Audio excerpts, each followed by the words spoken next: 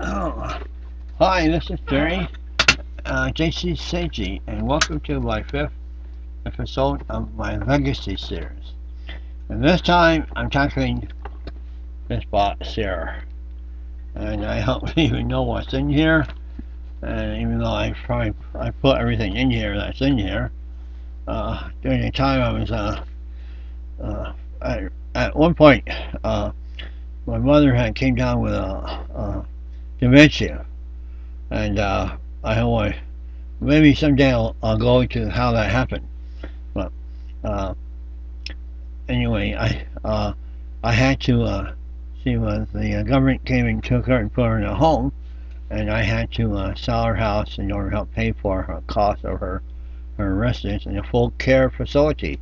As there's no way I could do that myself because I was running operating a business and have my own place and took care of a bunch of cats. And so it was just impossible for me to really provide any kind of care for her. And I didn't really have that kind of knowledge or whatever. Time. It's just time. And, but, uh, and so it was rough. I had to work in the daytime at night and go over to her house and go through all the stuff. I was just piling stuff in boxes that I wouldn't keep. I got hold of a person in another town north of here, a place called Arroyo Grande. If you ever are out in California, Arroyo Grande in that area, Pismo Beach, are areas you may want to trip around on and tour. It's really a neat area, and San Luis Obispo County is probably the places you want to go to. But uh, one person came from one of these antique mall type places and bought a bunch of her stuff I had out, and all the other stuff I had put away. I didn't know whether I wanted to release it or not, and some I didn't have time to really look at to make a determination. I was hard pressed for time because the real estate agent was squeezing me to get everything out I had to get out so they could sell the place. And so I just threw things in boxes. And this is just one of those boxes. And some of the stuff is really, well, I don't. Let's start, okay? First thing I see here, this little thing. Philippines, the Philippines. Okay? It's made out of like some kind of fiber. And what it is, pull it off. Okay. It's a container, probably for cigarettes. That's why I'm thinking this is a cigarette thing made for cigarettes. And this is probably from, let's see, my dad fought in the war in 1942, 43 and 44. I think is when he fought in the Philippines. My dad got this in the Philippines when he was in the war, so this came from probably 1943, 1944. Okay. Oh wow, this stuff here, I guess these are things we had when we were kids. I don't remember these at all. I don't remember these at all, but it's tiny little cards, like airplane, P2 V6 in flight. Yes, Navy photograph. Back it's Ringding, Becker Company. Upside down it says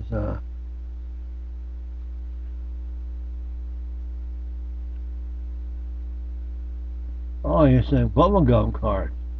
Okay. Okay, I hope I have no memory of that.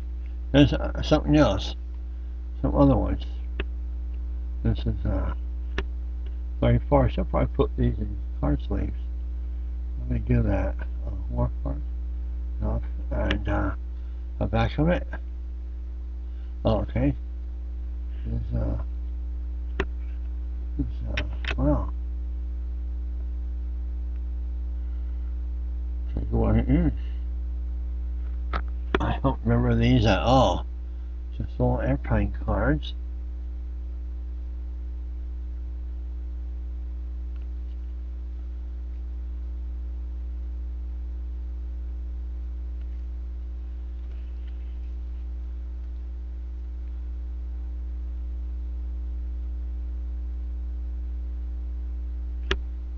I like helicopters. I had a helicopter like this one, a model helicopter at one time. Unfortunately, all my models I used to have airplanes hanging from my ceiling in the home I grew up in. It's not this home, of course. The home in other towns who are west, uh, about 8 miles. I don't know what happened to those. I guess I don't know. It's been so many years. They got destroyed, thrown away. They became part of a dump of the local dump.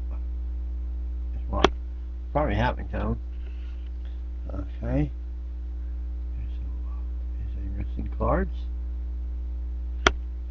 I'm not sure we get through this box. There's a lot of stuff in here, but these things are really a surprise to me. Most of these airplanes probably do not exist anymore, except in museums. At least some of them.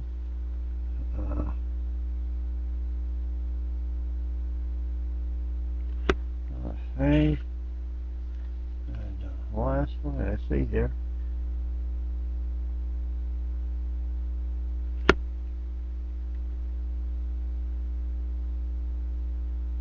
Okay, put these in there. That's like a trading card sheet. And when we were young, growing up, my parents were became religious. At one time, before when we were little ones, in the 40s, when my father got back from the war, probably in 45, they weren't religious. But and he was into music. He had his guitar. He used to have a band. He even wrote a song, wrote some music and stuff, and a band playing at different places. And so I guess he went over into the San Joaquin Valley and played. And at some point in time, it was too much. So something happened. I don't know. And just little kids. My parents went through some kind of crisis, and they got religious. And one of the things that we got when I remember in the 50s, we were involved with what is called the Foursquare Church, and we had a pastor by the name of Brother Baldwin. Really a great preacher and a great person. And so, I think during summers, they used to have some kind of little thing we went to every week. And this is a card. Supposed to be my brother's, but they spelled his name wrong. It's Michael, not Michael. Michael. That was from that. This is really unusual. Oh wow, look at this. Here is a picture. I think it's my brother. This is an old picture of my mom and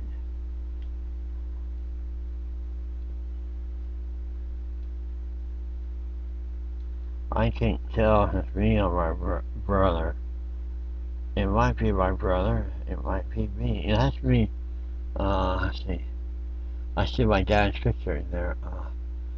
No year, nothing. Okay, here's a picture. An old picture from 1940. Happy 1943. If it's me. 1944 is with my brother. And above here, right there is a shadow of my dad wearing a hat taking a picture. That's my mom.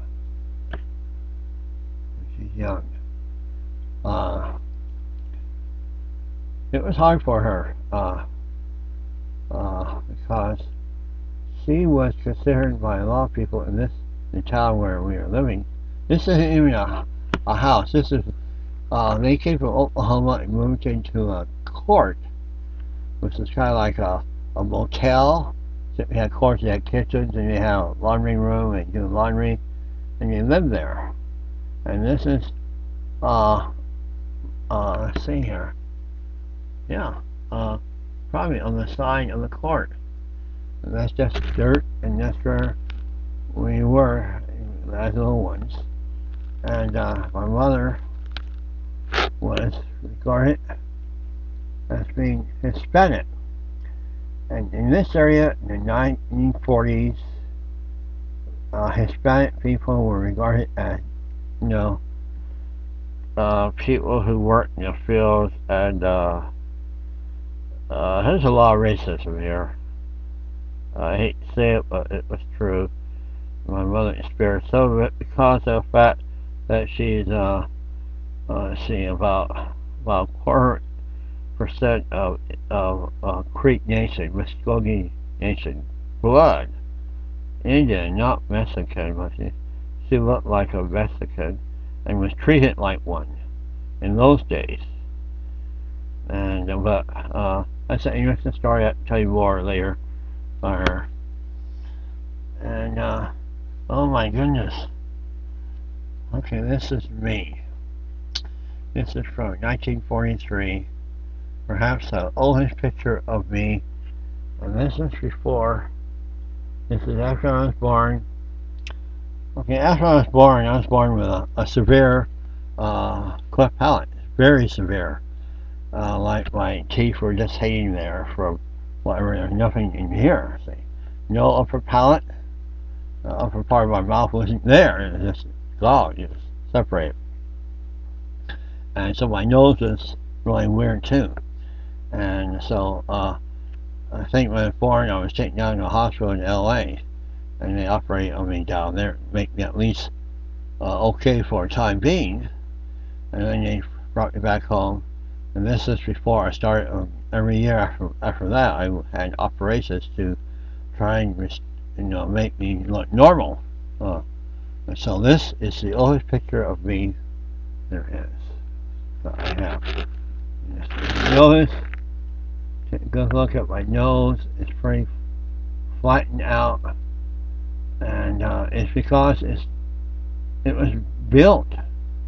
They had to build my nose and everything, the front of my face in that area, and so it was really weird. This is a hard picture to look at, but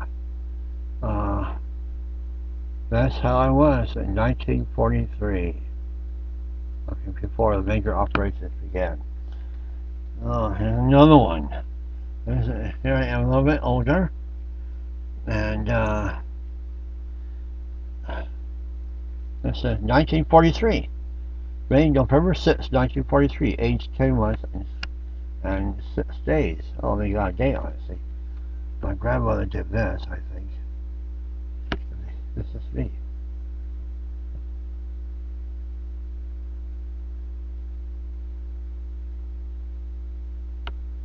Okay. And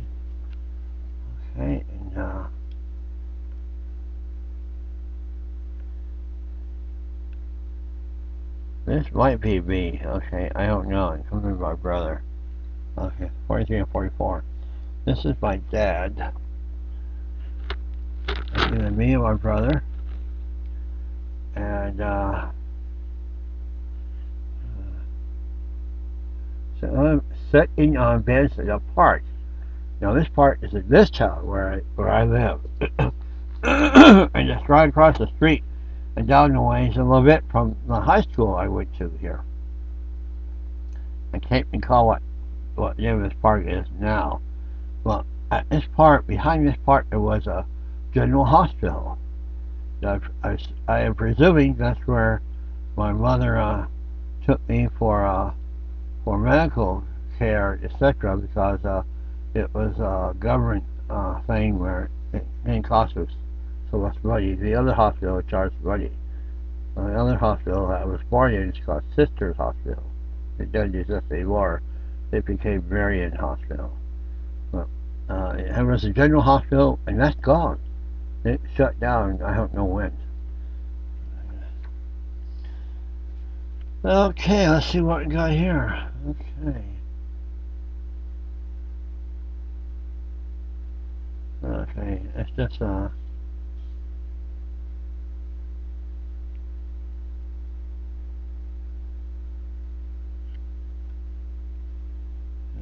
okay. It's just you get the obituary things.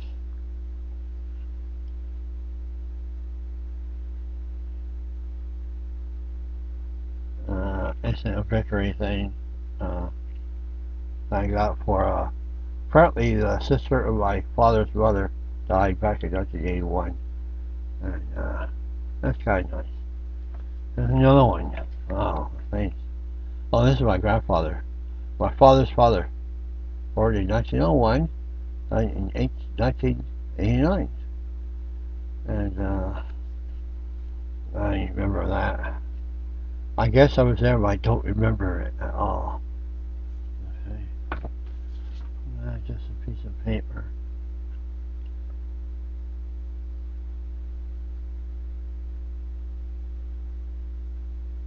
The name of a cousin I have in Washington State. That copied in 1999. Okay, what do we have here? It's just getting long, isn't it? 17 minutes? Okay, just I have a birth certificate of my father. Yeah, I want to show you that. Okay. Certain things I won't show you. Okay. Okay, here's a picture of my mother, and this is probably 1946. I would say 1946, 45, 46. Picture of my old frame of my mother, my brother, Mikey, right here, and me, right here, and my mom.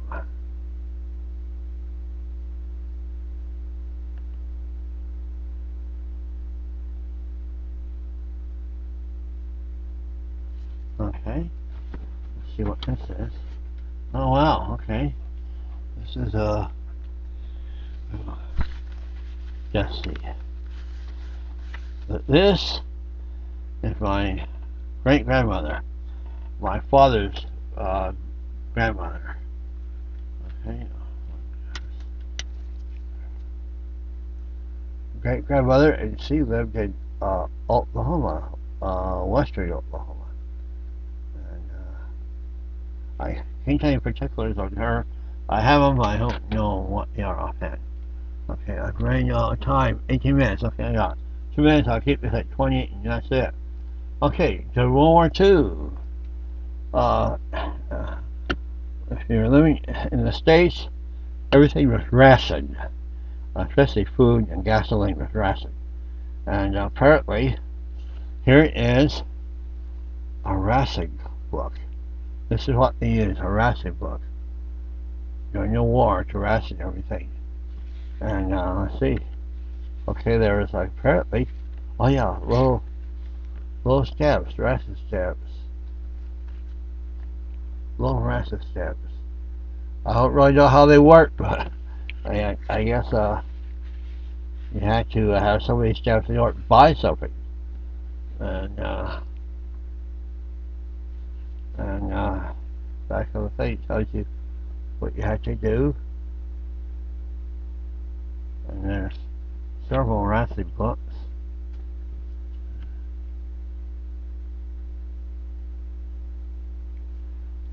Okay.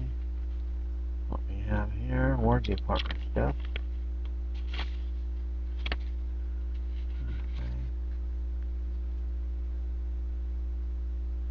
Oh yeah, oh wow, here's a copy of there. Okay. From my father to my mother. April 8th, 1945. Sent by what they call V-Mail. War and Navy Department V-Mail Service.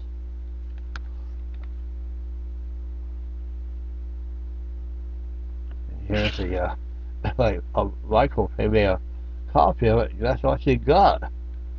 Jesus. Okay. Oh, well, I'm running out of time. Okay, well, I'm out of time. I'll have to continue this next episode. So, we'll see you then. Bye.